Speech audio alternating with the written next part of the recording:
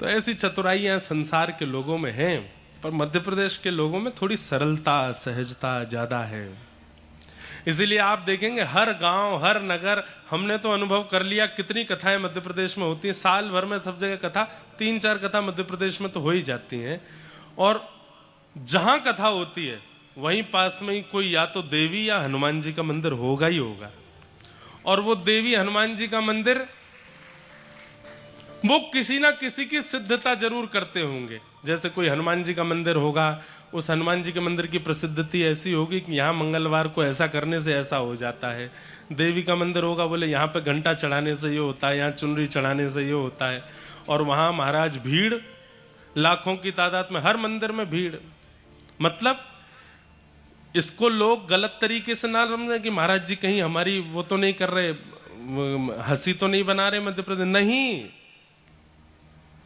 आप ये विचार कीजिए कि इतनी संख्या में देवी और देवता और विशेष रूप से हनुमान जी और देवी यहां प्रकट हैं क्योंकि ये भूमि उनको प्रिय है, मध्य प्रदेश प्रिय है। इसीलिए सबसे ज्यादा हनुमान जी के मंदिर यहीं है, सबसे ज्यादा देवियों के मंदिर भी यहीं है, और सब सिद्धि प्रदान करने वाले हैं।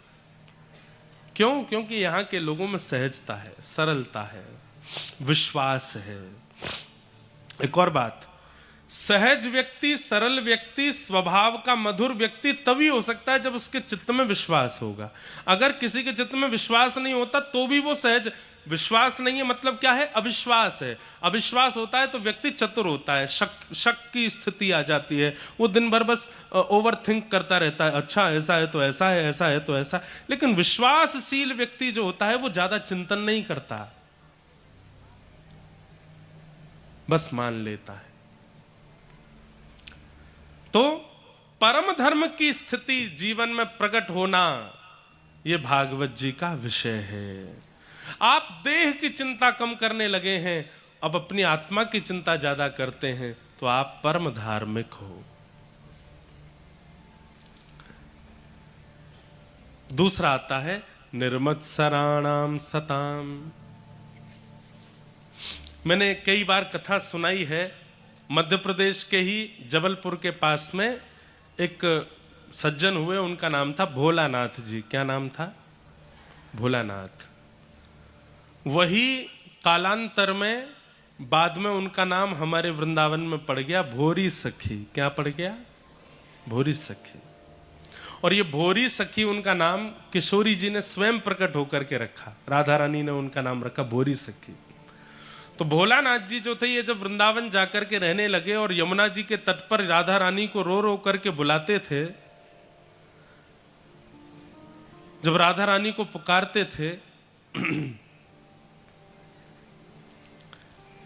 तब किशोरी जी ने राधा वल्लभ जी के गोस्वामी जी से कहा कि हमारे राजभोग के थाल को ले जाओ और सेवा कुंज में एक भोलानाथ जी करके व्यक्ति हमारी याद में रो रहे हैं, उनको भोजन पवा देना। तो जब राधा वल्लभ जी के गोस्वामी प्रसाद का थाल लेकर के आए तो भोलानाथ जी प्रसाद का थाल देख करके और जोर से रोने लगे। तो पुजारी जी बोले, अरे ये तो सौभाग्य की बात है कि किशोरी जी चिंता करके तुम्हारे लिए प्रसाद भिजवा रही हैं और तुम और रो रहे हो, क्यों?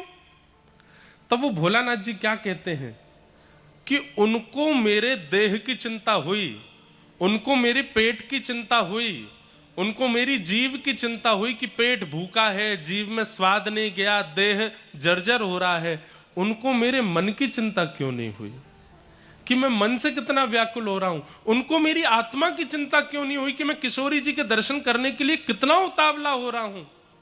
मुझे इस बात से और रोना आ रहा है कि मेरी आत्मा की चिंता किशोरी जी को नहीं हुई, मेरे पेट की चिंता हुई, इसलिए भोग का थाल भेज दिया। आत्मा की चिंता होती तो स्वयं किशोरी जी चल करके आ जाती। इसे कहते हैं परम धर्म, जहां देह की चिंता प्रधान नहीं है, आत्मा की चिंता प्रधान है।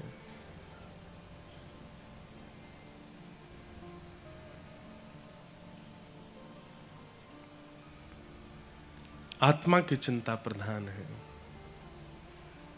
ऐसे श्री भोलानाथ जी हुए भोरी सखी। निर्मत्सराणाम सताम। भागवत का अधिकारी कौन है? किसको अधिकार है कथा सुनने का? तब कहते हैं जिसके चित्त में मात्सर्य दोष नहीं है। मात्सर्य दोष मतलब आपके अंदर काम है, क्रोध है, लोभ है, मोह है, ईर्ष्या है, द्वेष है, अभिनिवेश है, दुनिया की सारी दुर्गंध आपके अंदर है, कोई बात नहीं। लेकिन यदि एक दोष यदि आपके अंदर है तो आप ठाकुर जी को कभी प्राप्त नहीं कर पाओगे। और वो दोष क्या है? मात्सर्य दोष। मात्सर्य दोष मतलब दूसरे की उपलब्धि से परेशान होना। और क्षमा कीजिएगा, हर व्यक्ति के अंदर ये दोष होता है, हर व्यक्ति के अंदर ये दोष होता है, कहते हैं। और सामान्य भाषा में जलन भी कहते हैं। जलन हो रही है कि वो इतना अच्छा क्यों हो गया, उसको इतना कैसे मिल गया, उसको ये प्राप्त कैसे हो गया। और ईर्ष्यालु व्यक्ति को सब कुछ मिलेगा लेकिन ठाकुर जी कभी नहीं मिल सकते। ईर्ष्या का दोष एक ऐसा दोष है जो ठाकुर जी से विमुख कराता है, ठाकुर जी से दूर कराता है।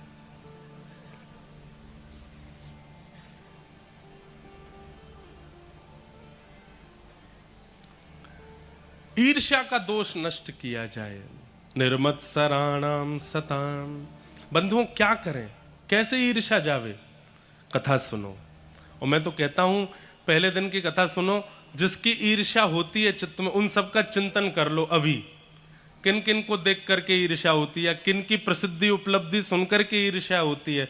आपका पड़ोसी है, परिवार का है, दूर का संबंधी है, जो भी है उसका चिंतन करो। और चिंतन करके भागवत जी से प्रार्थना करो, हे भागवत जी कृपा करना, अगर हमें जीवन में दर्शन देना चाहते हैं ठाकुर जी, तो 7वें दिन जब कथा पूरी हो उस दिन ये ईर्ष्या नष्ट हो जाए, उस दिन ये ईर्ष्या चली जाए चित्त से।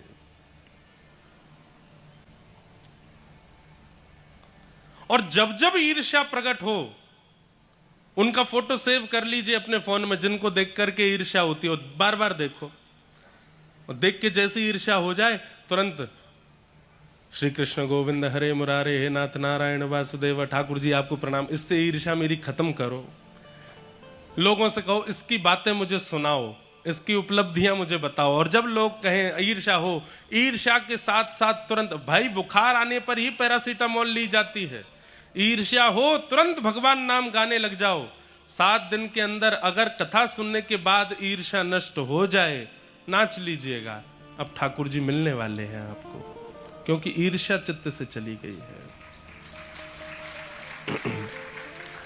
हमारे ब्रज में गाते हैं, मेरे गिनियो ना अपराध लाडली श्री राधे, मेरे गिनियो ना अपराध लाडली श्री राधे, मेरे गिनियो ना अपराध लाडली श्री राधे, गिनियो ना अपराध लाडली श्री राधे, मेरे गिनियो ना अपराध लाडली श्री राधे, मेरे गिनियो ना अपराध लाडली श्री राधे, लाडली श्री राधे, लाडली श्री राधे, लाडली श्री राधे, लाडली श्री राधे, ओ लाडली श्री राधे, लाडली श्री राधे, मेरे गिनियो ना जी,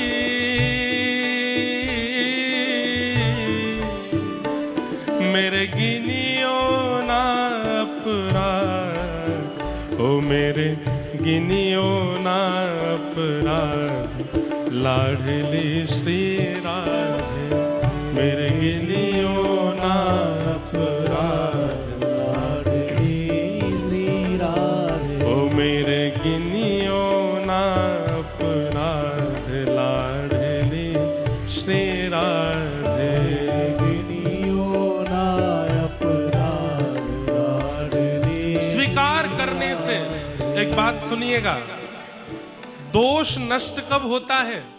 स्वीकार करने से दोष नष्ट होता है। आप मान लेंगे कि आप ईर्ष्यालु हैं, आपका ईर्ष्या कम हो जाएगी। आप मान लेंगे कि आपके अंदर क्रोध है, काम है, दोष है, आप उसको दीनता पूर्वक स्वीकार करेंगे तो स्वीकार करने से दोष नष्ट होता है। हम स्वीकार नहीं करते हैं इसलिए दोष बढ़ता रहता है। हमसे कोई कहते कि भाई तुम्हारे अंदर ईर्ष्या है, हम कहें बिल्कुल नहीं है। अरे तुम उसकी बातें सुन के तुमको जलन होती है, बिल्कुल नहीं होती। तो नहीं स्वीकार करने से दोष और बढ़ता है। सबके सामने स्वीकार करने में अगर लज्जा होती है तो किशोरी जी के सामने स्वीकार करो। यहां बैठा हर व्यक्ति जिसको लगता है कि उसके अंदर दोष है, और जिसको लगता क्या है, इस संसार में कोई व्यक्ति है ही नहीं ऐसा जिसके अंदर कोई दोष ना हो, किशोरी जी के आगे, भागवत जी के इस मंच के सन्मुख बैठ करके आज अपने दोषों को स्वीकार करो और स्वीकार करके उनको नष्ट कर दो। गाइए, मेरे गिनियो ना अपराध लाडली श्री राधे, मेरे गिनियो ना अपराध लाडली श्री राधे। ओ माना के मैं पतित बहुत हूँ, माना के मैं पतित बहुत हूँ, माना के मैं पतित बहुत हूँ, माना के मैं पतित बहुत हूँ। ओ माना के मैं पतित बहुत हूँ, माना के मैं पतित बहुत हूँ। हाँ, माना के मैं पतित बहुत हूँ, माना कि मैं पतित बहुत हूँ। ऊपर पतित पावन तेरो नाम, ऊपर पतित पावन तेरो नाम, लाडली श्री राधे पर पतित पावन तेरो नाम, लाडली श्री राधे। ऊपर पतित पावन तेरो नाम, लाडली श्री राधे पर पतित पावन तेरो नाम, लाडली श्री राधे। ओ मेरे गिनियो ना अपराध लाडली श्री राधे, गिनियो ना अपराध। गाइए, लाडली श्री राधे,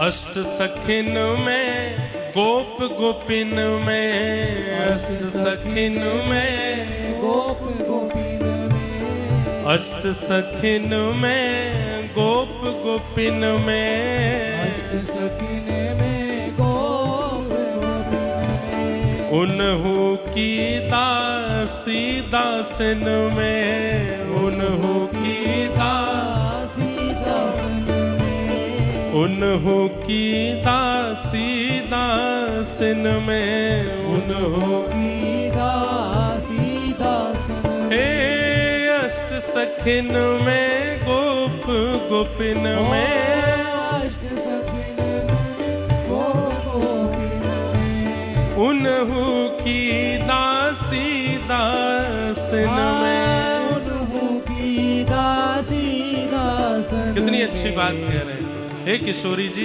या तो अष्ट सखियों में या गोप गोपियों में, और अगर इनमें नहीं हो सके तो उनके जो दास दासियां हैं उनमें।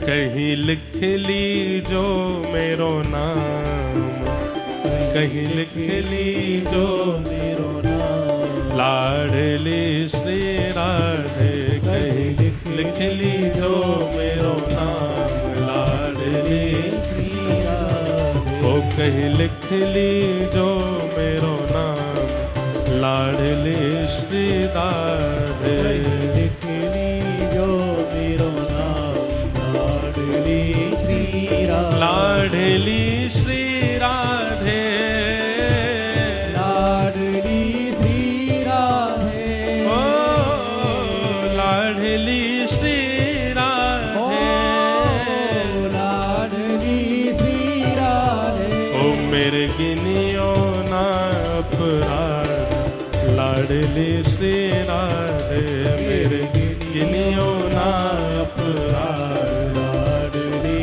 श्री राधे, ओ मेरे गिनियो ना अपराध, लाडली श्री राधे।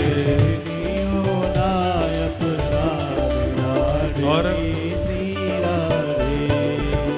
जो तुम मेरे अवगुण देखो, जो तुम मेरे अवगुण देखो, जो तुम मेरे अवगुण देखो, जो तुम मेरे अवगुण देखो, हाँ नेक न देखो, नेक न देखो, नेक न देखो, नेक न देखो, ए जो तुम मेरे अवगुण देखो, जो तुम मेरे अवगुण देखो। ओ श्री जी अब मत देखो, अब मत देखो, श्री जी अब मत देखो, अब मत हे श्यामा जी, देखो। आप तो वैसे अवगुण नहीं देखती हैं, और इसका क्या प्रमाण है कीर्तन के बाद बताऊंगा कि किशोरी जी अवगुण नहीं देखती हैं। पर हम तो प्रार्थना कर ही सकते हैं, हे श्यामा जी हमने बहुत गलत किया है, आप कृपा करके मेरे अवगुणों को मत देखना। क्यों? हो क्योंकि इनका न कोई हिसाब, क्योंकि इनका न कोई हिसाब, ओ अब इनका न कोई हिसाब, अब इनका न कोई हिसाब, लाडली श्री राधे, अब इनका न कोई हिसाब, लाडली श्री राधे। ओ मेरे गिनियो ना अपराध, लाडली श्री राधे, गिनियो ना अपराध, लाडली श्री राधे, लाडली श्री राधे, लाडली श्री राधे, ओ लाडली श्री राधे, लाडली श्री राधे, लाडली श्री राधे, लाडली श्री राधे। ओ मेरे गिनियो, ओ मेरे गिनियो, ओ मेरे गिनियो ना अपराध, लाडली श्री राधे, गिनियो ना अपराध, लाडली श्री राधे। ओ मेरे गिनियो ना अपराध, लाडली श्री राधे, गिनियो ना अपराध, लाडली श्री राधे राधे राधे गोविंद राधे, राधे राधे राधे गोविंद राधे, भजो राधे राधे राधे गोविंद राधे, राधे राधे राधे गोविंद राधे, हे गोविंद राधे गोपाल राधे,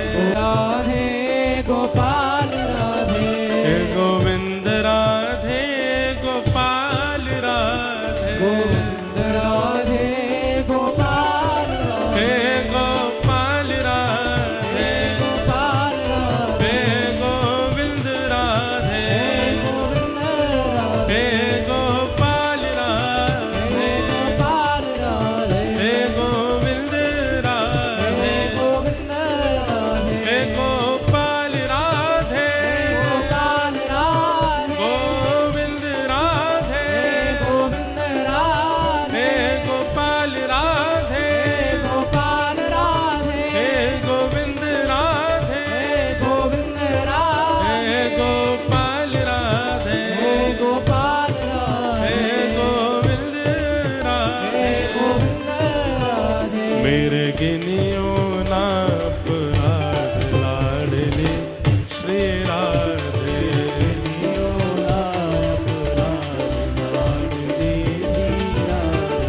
मेरे गिनियो ना अपराध लाडले श्री राधे।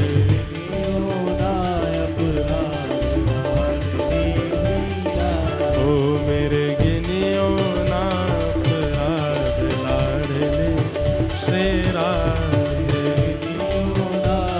जय जय श्री राधे, जय जय श्री राधे, जय जय श्री राधे।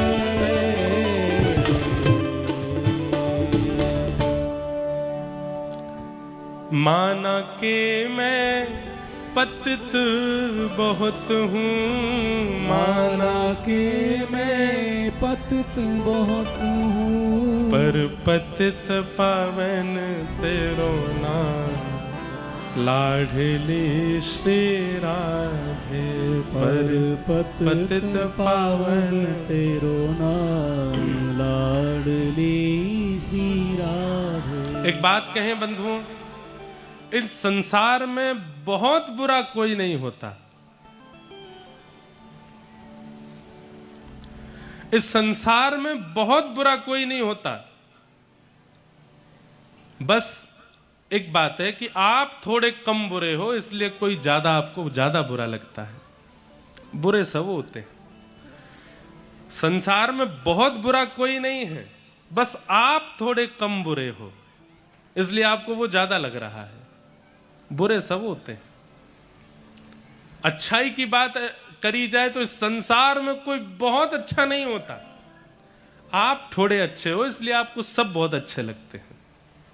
ये बात अगर कोई शेर व शायरी लिखने वाला होगा तो इस पर कुछ बना देगा कि संसार में कोई बहुत बुरा नहीं होता, पर आप थोड़े कम बुरे हो, इसलिए आपको कोई ज्यादा बुरा लग रहा है।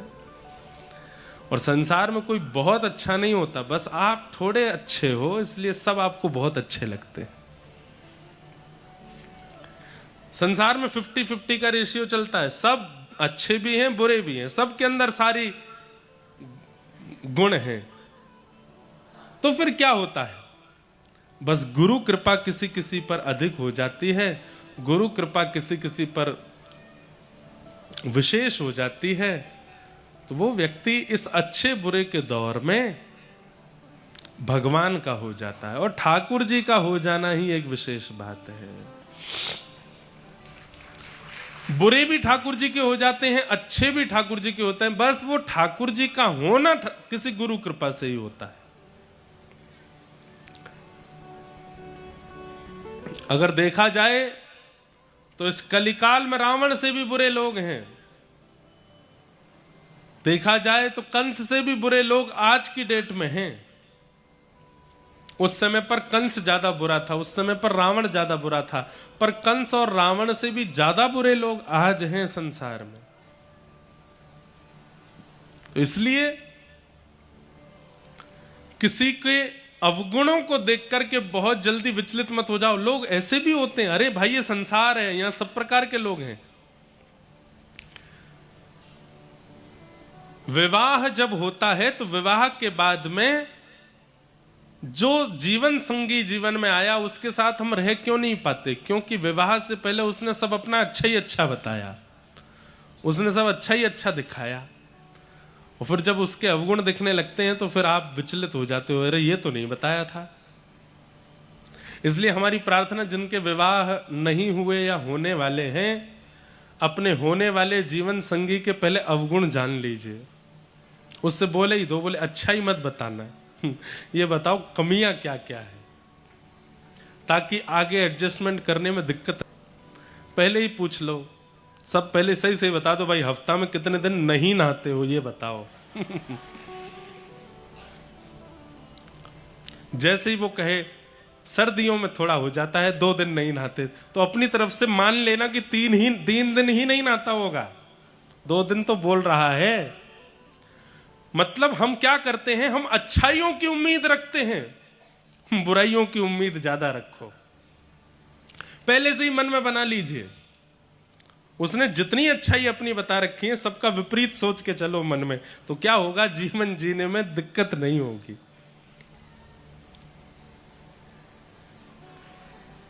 अधम संसार में हर व्यक्ति है, बस कुछ ज्यादा अधम है, कुछ कम अधम है, अधम सब है।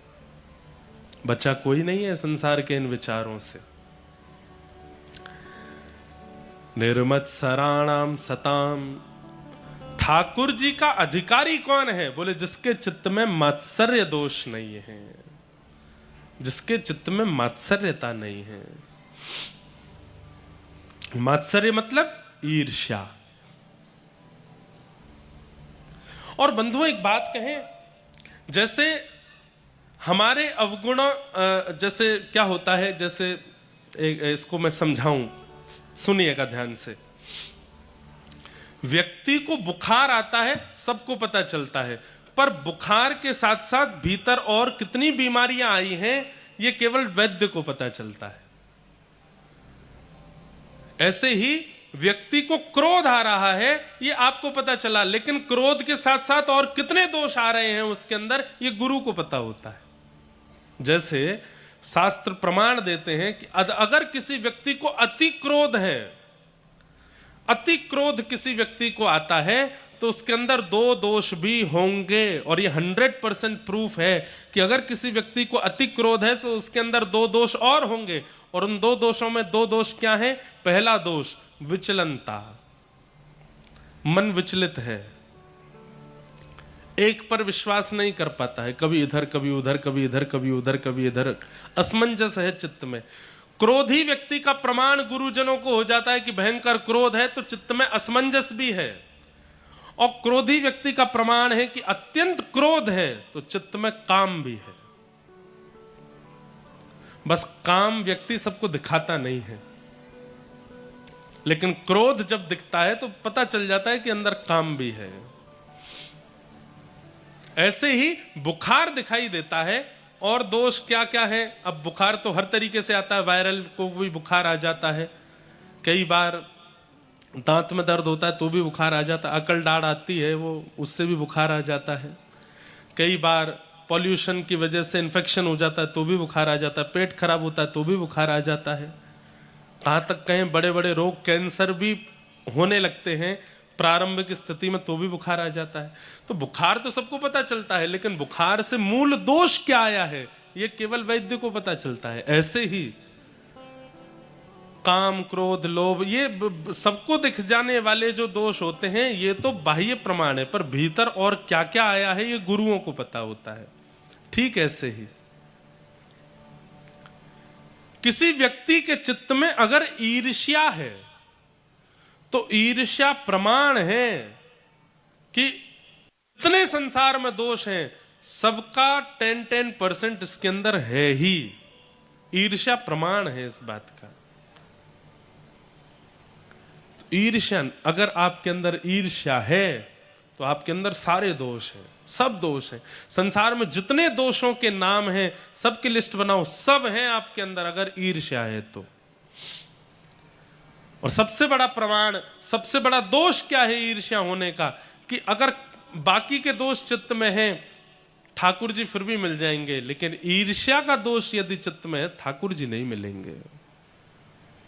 ईर्ष्या से बचो। निर्मत्सराणाम सताम, तो फिर क्या करें? जब जब दोष उत्पन्न होता है उसी समय भजन करो। नियमित रूप से दवाई लेने को जब कही जाती है तो कहते हैं सुबह शाम भोजन के बाद। तो नियमित रूप से तो भजन कब करना है? सुबह उठ के स्नान करके भजन करना है, रात्रि सोने से पहले भजन करना है। लेकिन अनियमित रूप से भजन कब करना है? जब दोष उत्पन्न हो उसी समय भजन करो। किसी की सुंदरता को देख करके काम उत्पन्न होवे, नेत्र बंद करके तुरंत हरे कृष्ण कृष्ण कृष्ण हरे हरे, हरे राम राम राम हरे हरे। किसी की गलत बात पर क्रोध आ जाए तुरंत नेत्र बंद करके हरे कृष्ण कृष्ण कृष्ण हरे हरे, हरे राम राम राम हरे हरे। तुरंत मंत्र जाप करो। किसी की वस्तु देख करके लोभ आ जाए तुरंत नेत्र बंद करके जो नाम आपको प्रिय लगता है हरि शरणम जपने लगो। किसी के प्रति अत्यंत मोह हो जाए तुरंत नेत्र बंद करके श्री कृष्ण शरणम मम, श्री कृष्ण शरणम मम, श्री कृष्ण शरणम मम। दोष उत्पन्न होने पर औषधि ली जाती है, नाम औषधि। दोष उत्पन्न होने पर उसको ले लीजिए। नियमित रूप से तो सुबह शाम लेनी ही है, सुबह शाम माला करनी ही है, पर अनियमित रूप से जब दोष आवे, अरे ऐसा भी करो क्या, अब बाहर निकलते हैं, ढकेलों पर दुनिया भर के पकवान बन रहे हैं, कहीं पर छोले भटूरे बन रहे हैं, कहीं पर टिकिया पानी पूरी बन रही है, कहीं पर झालमुड़ी बन रही है, मुंह में पानी आ रहा है। कभी जभी खा लो कोई बात नहीं, लेकिन रोज ही बाहर का खाने का मन होता है। यह भी एक बहुत बड़ा दोष है कि नित्य आपको अपनी रसोई से बाहर का ही भोजन प्रिय लगता है। ये एक बहुत बड़ा दोष है। हम लोग इसको बहुत सामान्य रूप से ले लेते हैं कि भाई ठीक है, बाहर खाने का मन तो सबका होता है, पर महीना में 1-2 बार की छूट है। पर किसी व्यक्ति को हर हफ्ते बाहर खाने का मन होता है, हर 2 दिन बाद कुछ बाहर खाने की इच्छा होती है। यह भी एक दोष है कि बाहर खाने की इच्छा यह चित्त को बिगाड़ती है। जैसा खाओ अन्न वैसा होवे मन, जैसे होवे मन वैसे होवे विचार, जैसी होवे विचार वैसी होवे वाणी, जैसी होवे वाणी वैसे होवे कर्म, और जैसे होवे कर्म वैसे होवे गति। अन्न से आपकी गति निर्धारित होती है, अन्न से। इसलिए आपने देखा होगा कई महापुरुष वो अपने पानी भी साथ ही लेके चलते हैं, वही पीते हैं जो घर का है। सब जगह का पानी पीते, कई लोगों को देखा होगा कुएं का ही पानी पीते हैं। एक महाराज जी हमारे संपर्क में हैं, वो तो आज उनकी 95 एज हो गई, आज भी कुएं का पानी पीते हैं, आज भी कुएं के पानी से नहाते हैं, कुएं के पानी से बने हुए प्रसाद पाते हैं। कई भागवत वक्ता ऐसे हैं जो आज भी केवल गंगा जल का ही प्रयोग करते हैं। दुनिया के किसी कोने में चले जाएं, पूज्य श्री मुरारी बापू वो तो आज भी गंगा जल में ही प्रसाद पाते हैं। गंगा जल की ही रोटी बनेगी, गंगा जल से ही सब्जी बनेगी, सब कुछ गंगा जल। इसका प्रभाव क्या है? मन की शुद्धता, विचारों की शुद्धता, ख्यालों की पवित्रता, ये सब अन्न से आती है। लिख लीजिएगा, आप हफ्ता लगा लीजिए, 1 सप्ताह घर में नहीं खाना, रसोई में नहीं खाना, भारी खाना है। 2 चीज होंगी, तन भी खराब हो जाएगा, मन भी खराब हो जाएगा, दोनों खराब हो जाएंगे। तन को भी रोग लग जाएगा, मन को भी रोग लग जाएगा। जो काम, जो क्रोध, जो लोभ पहले इतनी जल्दी नहीं आता था, वो बहुत जल्दी आने लग जाएगा। एक कथा मैं सुनाता हूं, सुनिएगा। एक महात्मा थे, वो सप्ताह में 1 ही दिन भोजन करते थे, बाकी के 6 दिन व्रत पर रहते थे। व्रत मतलब केवल जल पीते थे। तो एक गांव में उन्होंने एक बूढ़ी माताजी का घर निश्चित कर लिया। बूढ़ी माताजी अकेली रहती थी और रुई की बाती बनाती थी। वो बाती जाकर के विक्रय करती थी, उससे जो धन मिलता था उसी से अन्न खरीद करके घर में प्रसाद बनाती थी। भगवान को भोग अर्पित करने के बाद स्वयं पाती थी, और सप्ताह में 1 दिन वो महात्मा घर आते थे, उनको पवाती थी। आज वो महात्मा जब प्रसाद पाए, और प्रसाद पाने के बाद जैसे ही घर से निकले तो एक परम सुंदरी सामने से जा रही थी। महात्मा वैसे तो सबको देख करके नेत्र नीचे कर लेते थे, पर आज उस सुंदरी का रूप देख करके आशा भरी, उस सुंदरी का रूप देख करके महात्मा ने नजर तो नीचे कर ली, लेकिन उनके मन में ख्याल आया, कितनी सुंदर है, इसका रूप कितना सुंदर है, एक बार और देख लूं। और जैसे ही उन्होंने दोबारा नेत्र उठा करके उसको देखा, अब वो युवती तो चली गई, लेकिन महात्मा सोच में पड़ गए, मेरी आयु 70 की हो गई, पिछले 40 वर्षों से मैं भजन कर रहा हूं, ऐसा पहले कभी नहीं हुआ कि किसी का रूप देख करके मैंने दूसरी बार देखा हो, और उसका रूप देख करके मेरे मन में सुंदर है ऐसी भावना उत्पन्न हुई हो। आज केवल सुंदर है इसलिए मैंने दूसरी बार देखा, कल इससे भी बुरा कुछ होगा, कल और कोई विचार मन में आएगा, और कोई क्रिया मन में आएगी, और कुछ हो, उससे पहले मुझे इसका इलाज करना पड़ेगा।